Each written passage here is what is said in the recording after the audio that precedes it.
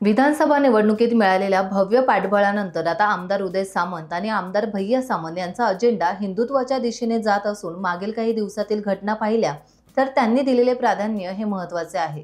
आमचे प्रतिनिधी किशोर मोरे यांनी आज विश्व हिंदू परिषदेच्या वतीने रत्नागिरीत झालेल्या बांगलादेशातील हिंदूंवरील अत्याचाराच्या घटनेसंदर्भात आंदोलनादरम्यान या विषयावर विस्तृतपणे उघडलेला हा पडदा। विश्व हिंदू परिषदेच्या वतीने आज बांगलादेशमध्ये हिंदू किंवा बौद्ध इतर समाजावरती होणाऱ्या अन्यायाच्या बाबतीत आज रत्नागिरीच्या जिल्हाधिकारी कार्यालयासमोर विश्व हिंदू परिषदेच्या वतीने एक आंदोलनाचा उपोषणाची हाक देण्यात आली आणि त्या ठिकाणी राज्याचे माजी उद्योगमंत्री रत्नागिरीचे आमदार उदय सामंत आणि त्यांचे बंधू लांजा राजूचे आमदार भैया सामंत या दोघांनी हजेरी लावली।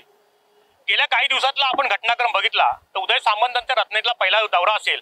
त्या दौऱ्यामध्ये सुद्धा त्यांनी स्वातंत्र्य सावरकर ज्या कोठडीत होते त्या कोठडीच्या बंदीवानाला भेट देताना तिथे जाणारा मार्ग हा पर्यटकांसाठी कायमस्वरूपी सुरू करावा या हेतूने त्या ठिकाणी प्रशासनाला आदेश दिले।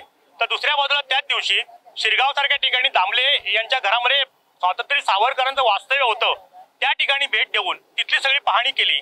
एकंदरीत उदय सामंत पावलं किंवा उदय सामंत असतील किंवा भैया सामंत असतील यांचा अजेंडा हा कुठेतरी आता हिंदुत्वाकडे वळताना दिसतोय की जेणेकरून खऱ्या अर्थाने राज्यामध्ये महायुती सरकार आलं त्या महायुतीच्या सरकारमध्ये 230 पेक्षा अधिक जागा निवडून येण्यामध्ये राज्यातल्या हिंदू समाजाचा हिंदू बांधवांचा मोठा वाटा होता हे आता कोणी नाकारून चालणार नाही। त्याच अनुषंगाने वक्फ बोर्डाच्या माध्यमातून असेल किंवा इतर घटनांमधून उदय सामंतांबद्दल ऐन निवडणुकीच्या राजकारणात त्यांच्या विरोधात एक हिंदू द्वेषी म्हणून एक प्रतिमा तयार करण्यात आली होती।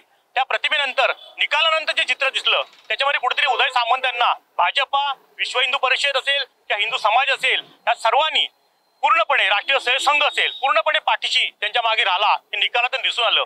त्यामुळे आता कुठेतरी सावरकरांच्या कोठडीला दिलेली भेट असेल किंवा सावरकरांचं वास्तव्य असेल त्या ठिकाणी दिलेली भेट असेल किंवा आज विश्व हिंदू परिषदेच्या आंदोलनामध्ये पूर्णतः सहभाग घेऊन हिंदूंवरचे अन्याय सहन केले जाणार आहेत हे ठामपणे सांगून उदय सामंतांनी कुठेतरी आपला राजकीय अजेंडा आता बदलायला सुरुवात केलेली आहे आणि कुठेतरी त्यांची पावलं आता हिंदुत्वाकडे वळतात एवढं मात्र नक्की। टाइम डिजिटल करता किशोर मोरेसह शुभम पवार, रत्नागिरी। टाइम्स डिजिटलला लाईक करा, शेअर करा, सबस्क्राईब करा आणि बेल आयकॉन दाबायला विसरू नका।